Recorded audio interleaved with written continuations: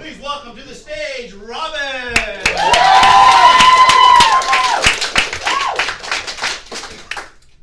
So I'm a 17-year-old, and what I do for fun is I go grocery shopping. My mom's like, "Are you gonna go grocery shopping for me?" I'm like, "Yeah, I got you." She's like, "Nobody does this. You're out there." I'm like, "Yeah, I know." But it's fun, you know, go to Trader Joe's during my free period, go to the grocery store. It's really fun. The one thing I hate, though, is trying to find bread. We normally make all of our bread, so it's a rare occasion that I actually have to go get bread.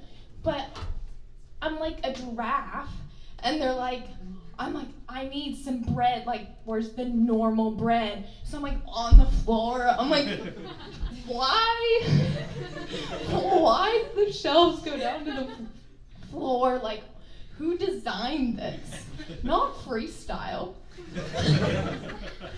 And so I'm like looking, and there's gluten-free bread. There's Hawaiian rolls that were manufactured in California. There's also like 100% organic bread with birdseed on it. Who buys this stuff? I don't know. I'm like, can I just get some bread to make myself a Wonder Sandwich, miracle, beautiful, with some not dairy-free cheese for once in my life? No? Oh, okay, that's not an option in California. You have to make something special about your sandwich. Doesn't work. Okay, fine. I'll just settle for some corn syrup junk. At least it's not high fructose corn syrup. So, yeah, my mom's okay with it. So, like, food labels are entirely deceptive. My younger sister firmly believed that there were strawberries in the Cheerio box because there were strawberries on the Cheerio box. She opens it and she's like, she's like, Mom, where are the Cheerios? She's like, "There's Cheerios in there." She goes, No, there's strawberries. There's no strawberries in the box. Like, what is this? We're lying to our kids. She's like, you open it up and there are these like sugarless circular forms of sawdust. Here, honey, you can have this for breakfast. Like, what are we feeding our kids? And then there's grape nuts.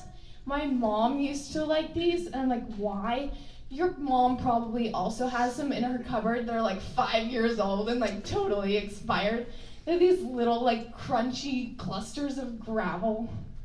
Like literally, they taste like trash.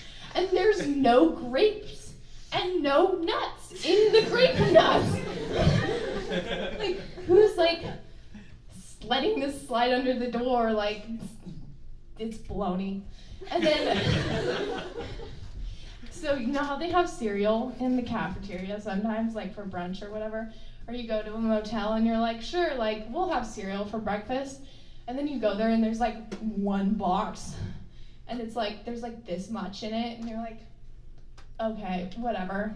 So you like open it and like, so, I'll take the apple Wheaties. That's the only choice. Okay, well, I'll take them anyways. And you dump them in your bowl. And there's no apples and no wheat. And you're like, what? The food that says on the box is not actually in the box. But you know, it's fine. I'll just eat it how my grandpa eats it. So you just dump in your cereal, and then you dump in like twice as much milk, and then you put like a cup of brown sugar on top, right? You know, it's fine. Don't worry, he's still alive. And then Special K, oh, it's so special. Especially if you want steamed rice, like rolled up for breakfast. You know, who doesn't want that? Even better is like all that off-brand junk. It's like, ooh, those tie-dyed sugar balls look so good this morning. Or what about like chewy bread cereal? You know, it's almost as good as Cinnamon Toast Crunch, but it's a little cheaper.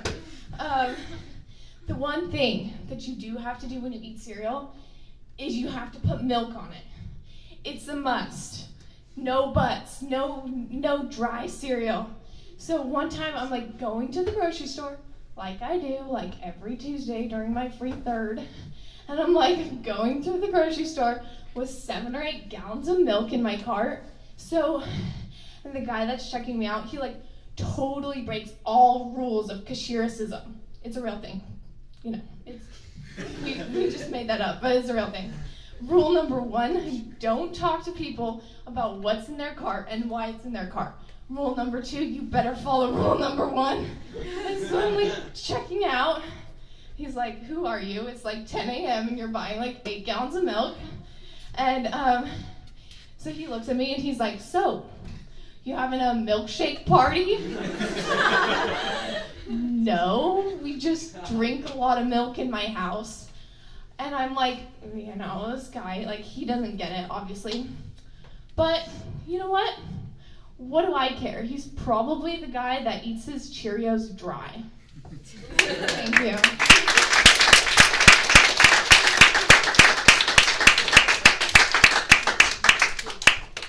And your humorous influences. I studied Brian Regan and Jim Gaffigan, and especially Jim Gaffigan talks a lot about, like, food. It's a very relatable subject, and most people like it. Were you inspired by John Mulaney? No, I was not, but he's cool. Go ahead. You get into Cheerios because you said something pretty, as someone who is a Cheerio consumer myself. But do you eat the regular Cheerios or the Honey Nut Cheerios? Yeah, there's a difference. There's a big difference. The strawberry Cheerios, they don't have strawberries in them. Plain Cheerios? Literally like half the sugar to make regular Cheerios. Anybody else? Yes. Any other comments? As a person who does my own grocery shopping, I find this deeply relatable. I thought your pacing was excellent. Like the way you set up your jokes, and the overall pacing of the entire performance was great. Very well practiced. What was that one term, cashiericism?